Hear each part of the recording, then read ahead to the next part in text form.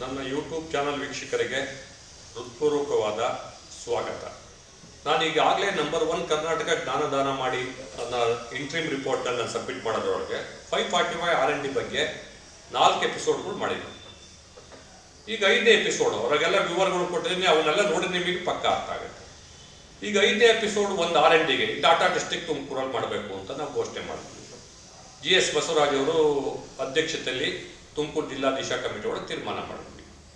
ಒಂದು MP portal ಮಾಡಬೇಕು ಅಂತ ಮಾಡಿದ್ವಿ, ತುಮಕೂರು GIS ಪೋರ್ಟಲ್ ಮಾಡಬೇಕು ಅಂತ ಮಾಡಿಸಿದ್ವಿ. ಈಗ ಅದರಲ್ಲಿ ಯಾವ ದುಡ್ಡಲ್ಲಿ ಬಳಸಬೇಕು, ಹೆಂಗೆ ಮಾಡಬೇಕು ಅಂತ ನನಗೆ 3 ವರ್ಷ ಹಿಂದೆ ಹೇಳಿದೆ ನಾನು ಅವ್ರಿಗೆ. ನೋಡಿ, ಇಂಟಿಗ್ರೇಟೆಡ್ ಕಮಾಂಡ್ ಸೆಂಟ್ರಲ್ ಅಂತ ಸ್ಮಾರ್ಟ್ ಸಿಟಿಲಲ್ಲಿ ನಾವು ಮಾಡ್ತಾ ಇದ್ದೀವಿ. ಆ ಸ್ಮಾರ್ಟ್ ಸಿಟಿ ಬಿಲ್ಡಿಂಗು ಬ್ಯೂಟಿಫುಲ್ ಆಗಿ ಹೆಚ್ಚು ಕಮ್ಮಿ ಆ ಪ್ರಾಜೆಕ್ಟು 39 ಕೋಟಿ ಬಿಲ್ಡಿಂಗಿಗೆ ಖರ್ಚು ಮಾಡೋರು ಅನಿಸುತ್ತೆ. ಅವರು ಈ ಲೆಟ್ರ್ ಕೊಟ್ಟಿರೋ ಪ್ರಕಾರ, ನನ್ನ ಇರೋ ಲೆಟರ್ನಾಗಿ 100 ಕೋಟಿ ಪ್ರಾಜೆಕ್ಟ್ ಮೇಲೆ ಇಟ್ಟು ಅನ್ಸುತ್ತೆ. 90 ಕೋಟಿಯಿಂದ ಮಾಡ್ತಿದ್ರು, ಅವಾಗೇನೇನು ರೆಡ್ಯೂಸ್ ಆಗಿರ್ಬೇಕು, ಅಲ್ಲಿರೋ ಇನ್ಫ್ರಾಸ್ಟ್ರಕ್ಚರು ಅವೆಲ್ಲ ಹಾಕಿರ್ತಕ್ಕಂಥದ್ದು. ಇದರಲ್ಲಿ ಬ್ಯೂಟಿಫುಲ್ ಆಗಿದೆ. ತುಮಕೂರು ಸ್ಮಾರ್ಟ್ ಸಿಟಿಗೆ ಸೀಮಿತಗೊಳಿಸ್ತಾರೆ, ಅಷ್ಟೊಂದು ಇನ್ಫ್ರಾಸ್ಟ್ರಕ್ಚರ್ ಇರೋದ.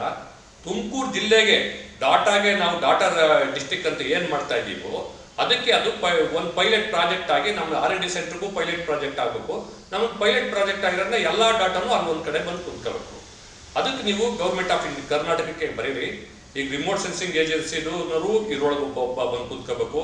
ನ್ಯಾಷನಲ್ ರಿಮೋಟ್ ಸೆನ್ಸಸ್ NRDMS ಇದೆಯಲ್ಲ, ಅವರು ಬಂದು ಕುಂತ್ಕೋಬೇಕು.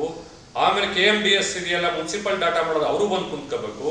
ಆಮೇಲೆ NIC-ನವರು ಬಂದು ಅಲ್ಲಿ ಕುಂತ್ಕೋಬೇಕು, ICC-ನವರು ಬಂದು ಕುಂತ್ಕೋಬೇಕು. ಎಲ್ಲ ಡಾಟಾಗಳು, ಮಾಹಿತಿ ಕಣದೂ ಅಲ್ಲಿ ಬಂದು ಕುಂತ್ಕೋಬೇಕು, ಕುಟುಂಬ ಪೋರ್ಟಲ್ನೂ ಅಲ್ಲಿ ಬಂದು ಕುಂತ್ಕೋಬೇಕು, ಏನೇನು ಡಾಟಾ ಲೇಕ್ನೂ ಅಲ್ಲಿ ಬಂದು ಕುಂತ್ಕೋಬೇಕು. ರಾಜ್ಯ ಸರ್ಕಾರದಲ್ಲಿ, ಕೇಂದ್ರ ಸರ್ಕಾರದಾಗ ಏನೇನು ಡಾಟಾ ಕಲೆಕ್ಷನ್ ಮಾಡೋದಕ್ಕೆ GIS ಆಧಾರಿತವಾಗಿ ಇದೆಯೋ ಅವರೆಲ್ಲ ಒಂದು ಗ್ರೂಪ್ ಒಳಗೆ ಕುಂತ್ಕೋಬೇಕು, ICC ಒಳಗಿರಬೇಕು. ಅದು ಒಂದು ಡಾಟಾ ಡಿಸ್ಟ್ರಿಕ್ಟಿಗೆ ಒಂದು ಆಫೀಸ್ ಆಗಿರಬೇಕು.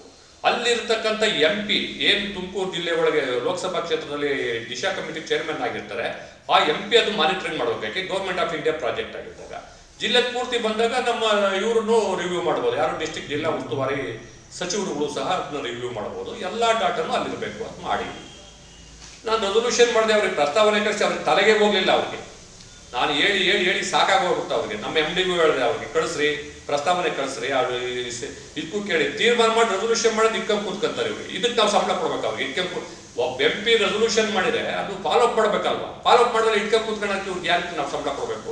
ಈಗ ಹೇಳಿದ್ರೆ ರಮೇಶ್ ಬೈತಾನೆ ಹೇಳ್ತಾರೆ. ಬಟ್ ಇದನ್ನ ನಾನು ಅವತ್ತು ಹೇಳಿದಾಗ ಇಮ್ಮಿಡಿಯೇಟ್ ಆಗಿ ಅವತ್ತೇ ಪ್ರಸ್ತಾವನೆ ಕಳಿಸಿದ್ರೆ ಗೌರ್ಮೆಂಟಲ್ಲಿ ಅಪ್ರೂವ್ ಆಗೋಗ್ಬಿಡೋದು. ಅಪ್ರೂವ್ ಮಾಡಿಸ್ಕೊಳ್ಳಿಲ್ಲ.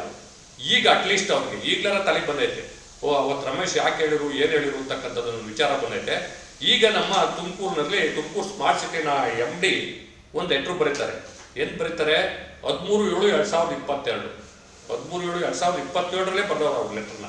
ಈಗಲ್ಲ ಇದು ಲೆಟ್ರು. ಇದು ಅಲ್ಲಿ ಬರೆದು ಇದುವರೆಗೂ ಅದೇನು ಆಕ್ಷನ್ ಆಗಿಲ್ಲ. ಬರ್ದ್ಬಿಟ್ಟು ಇಟ್ಕೊಂಡು ಕುಂತವ್ರಲ್ಲಿ. ಬರ್ದು ಇಟ್ಕೊಂಡು ಕುಂತ್ಕೊಂಡ್ರೆ ಅಂತ ನಮ್ಮಂತಾರೆ ಯಾರೋ ಹೋಗಿ ತಲೆ ಮೇಲೆ ಹೊಡಿಬೇಕು. MLA ಅವರು, MP ಅವರು, ಅಥವಾ ನಾವು ಹೋರಾಟಗಾರರು, ಅಥವಾ R&D ಮಾಡೋ ಅಂತಾರೋ, ಯಾಕೆ ಲೆಟರ್ ಕಳಿಸೋದು ಪೆಂಡಿಂಗ್ ಇಟ್ಕೊಂಡು ಕೂತಿರ, ಏನು ಕಾಯ್ಕೊಂಡು ಕೂತಿದ್ರೆ ಇದು ಇಂಪ್ಲಿಮೆಂಟ್ ಮಾಡಿರಿ ಅಂತ. ಈಗ ನಾನು ಮೊನ್ನೆ ICC-ಗೆ ಹೋಗಿ ಒಂದು ಮೀಟಿಂಗ್ ಮಾಡಿದೆ. ನಾನು ರಾಜ್ಯ ದಿಶಾ ಸಮಿತಿ ಸದಸ್ಯನಾಗಿ ಏನೇನು ಮಾಡಿದೆ ಅದು ನಮ್ಮ ನಿರ್ಣಯಗಳನ್ನ ಅಂತ. ಅವಾಗ ನಮ್ಮ ಅಲ್ಲಿ ಅಶ್ವಿನ್, ಇಲ್ಲ ಸರ್ ಗೌರ್ಮೆಂಟಿಗೆ ಕಳಿಸಿದೀವಿ ನಾವು ಅಂತ ಕೇಳಿದ್ರು.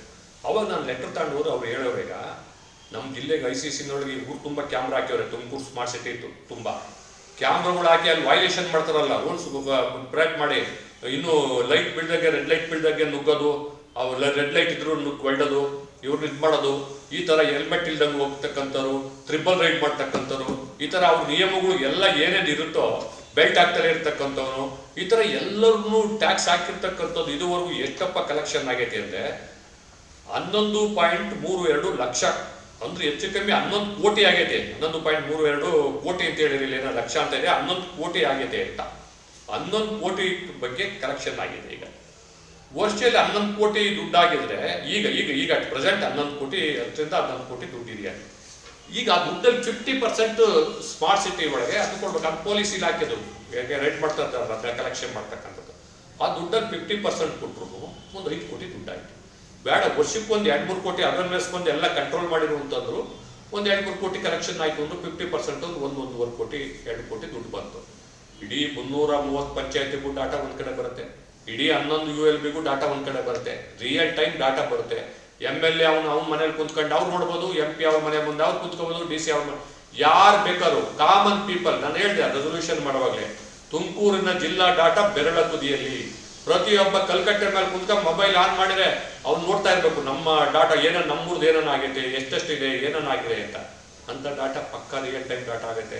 ಊರಿಗೊಂದು ಪುಸ್ತಕ, ಬೆಳವಣಿಗೆಗೊಂದು ಪುಸ್ತಕ, ಆ ಡಾಟಾ ತಂದು ತುಂಬೋದು. ನೋಡಿ ಪೈಲಟ್ ಪ್ರಾಜೆಕ್ಟ್, ಈಗ 7 ಪ್ರಾಜೆಕ್ಟ್, 7 ಸ್ಮಾರ್ಟ್ ಸಿಟಿ ನಮ್ಮ ರಾಜ್ಯದಲ್ಲಿ ಆಗಿವೆ.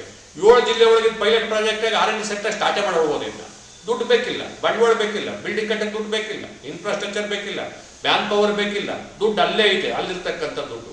ಇದು ಆಯಾ ನಮ್ಮ 28 ಜನ ಲೋಕಸಭಾ ಸದಸ್ಯರುಗಳು, ನಮ್ಮ 14 ಜನ ರಾಜ್ಯಸಭಾ ಸದಸ್ಯರು, ಮುಖ್ಯಮಂತ್ರಿಗಳು ಚರ್ಚೆ ಮಾಡಿ ನೋಡಿ ಇದು ಮಾಡಬೇಕು, ಇನ್ನು ಮಾಡ್ಕೊಂಡಲ್ಲಿ ಗೌರ್ಮೆಂಟಿಗೆ ಕಳಿಸ್ಬೇಕು ಅಂತಕ್ಕಂಥದ್ದನ್ನು ಮಾಡಿದರೆ, ಅದ್ರ ಜೊತೆಗೆ ಮೋದಿಯವರು ಈ ಪ್ರಾಜೆಕ್ಟ್ಗಳು ಎಲ್ಲವನ್ನೂ 100 ಸ್ಮಾರ್ಟ್ ಸಿಟಿ ಅಂತ ಏನು ಮಾಡೋರು, 100 ಸ್ಮಾರ್ಟ್ ಒಳಗೆ ಇಡೀ ದೇಶಾದ್ಯಂತ ಅವನ್ನ ಡಾಟಾ ಡಿಸ್ಟ್ರಿಕ್ಟ್ ಅಂತ ಮಾಡಿ ಅಂತ ನಾವು ಚಾಲನೆ ಕೊಟ್ಟು ಅವನ್ನೇ ವಿಕಸಿತ ಭಾರತ ಬಿಲ್ಡಿಂಗ್ ಅಂತ ನಾವು ಮಾಡಿದ್ರು ಭಾಳ ಅನುಕೂಲ ಆಗುತ್ತೆ.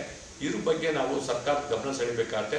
ನಾನು ಮೊನ್ನೆ ಹೋಗಿ ನೋಡಿ ನಮ್ಮ ಅದೃಷ್ಟಕ್ಕೆ ಈ ಸ್ಕೀಮ್ಗೆ ಅಪ್ರೂವ್ ಕೊಡೋದಕ್ಕೆ ನಮ್ಮ ಉಮಾಶಂಕರ್ ಅವರು ಇಲ್ಲಿ DC ಆಗಿರಲ್ಲ, ಅವರು ಹೋಮ್ ಸೆಕ್ರೆಟರಿನೂ ಅವರೇ ಇದ್ದಾರೆ, ಅರ್ಬನ್ ಸೆಕ್ರೆಟರಿನೂ ಅವರೇ ಇದ್ದಾರೆ. ಎರಡೂ ಹೋಮ್ ಸೆಕ್ರೆಟರಿ, ಅರ್ಬನ್ ಸೆಕ್ರೆಟರಿ ಎರಡನ್ನೂ ಮಾಡಿ ಇವ್ರಿಗೆ ಅಪ್ರೂವಲ್ ಕೊಡಬೇಕು. ಅವ್ರು ಒಂದು ಮಾತು ಹೇಳಿದ್ರು, ನಾನು ಹೋಗೋದು ಮೊನ್ನೆ ಅವ್ರು ಹೋಗಿ ಚರ್ಚೆ ಮಾಡಿದೆ, ಸರ್ ಹಿಂಗಾಗಿದೆ, ಒಂದು ಪ್ರಸ್ತಾವನೆ ಅಪ್ರೂವ್ ಮಾಡ್ಬೋದು ಅಂತ. ಎಲ್ಲಿ ಪ್ರಸ್ತಾವನೆ ಕಳಿಸೋರು ಯಾರ ಹತ್ರ ಐತೆ ಅದು ಕರೆಸ್ಪಾಂಡೆನ್ಸ್ ದಾಖಲೆ ಕೊಡಿ ರಮೇಶ್, ಇಮ್ಮಿಡಿಯೇಟಾಗಿ ನಾನು ಮಾಡಿಕೊಟ್ಬಿಡ್ತೀನಿ. ನೀವು ಇದು ಬೆಸ್ಟ್ ಐಡಿಯಾ, ಅದ್ರಲ್ಲಿ ಎರಡನೇ ಮಾತೇ ಇಲ್ಲ, ಈಗಲೇ ನಾನು ಅಪ್ರೂವ್ ಮಾಡ್ಕೊಡ್ತೀನಿ, ಕಳಿಸಿ ಅಂತ ಹೇಳಿದ್ರೆ. ಈಗ ಅದು KUDSP ಮ್ಯಾನೇಜಿಂಗ್ ಡೈರೆಕ್ಟರ್ ಬಂದವ್ರೆ, ಬೇಡ ಸಾಗಿ ಸೆಕ್ರೆಟರಿ ಬರೀರಿ ಅಂತ ಹೇಳಿದ್ದೀನಿ ಸ್ಮಾರ್ಟ್ ಸಿಟಿಯರ್ಗೆ. ಅವ್ರು ಬರೋದ ತಕ್ಷಣ ಇದನ್ನು ತಗೊಂಡೋಗಿ ಹಾಕಿ ಇದನ್ನೊಂದು ಅಪ್ರೂವಲ್ ಮಾಡಬೇಕು ಅಂತ ಹೇಳಿ ನಾವು ತೀರ್ಮಾನ ತಗೊಂಡಿವಿ. ಪೈಲಟ್ ಪ್ರಾಜೆಕ್ಟ್ ಆಗಬೇಕು. ಇದು ನಮ್ಮ MP ಅವರು ಅಂದರೆ ಈಗ ಸಚಿವರು, ಜಲಶಕ್ತಿ ಸಚಿವರಾಗಿರ್ತಕ್ಕಂಥ V. ಸೋಮಣ್ಣನವರು ಇನ್ಶಿಯೇಟ್ ತಗೊಂಡ್ರೆ ಎಲ್ಲರನ್ನೂ ಕರೆದು ಒಂದು ಮೀಟಿಂಗ್ ಮಾಡಿದರೆ ಫೈನಲ್ ಆಗೋಗುತ್ತೆ. ಇದನ್ನು ಅವ್ರು ಗಮನ ತಂದು ಪೈಲಟ್ ಪ್ರಾಜೆಕ್ಟ್ ಆಗಿ ಸ್ಟಾರ್ಟ್ ಮಾಡಬೇಕು.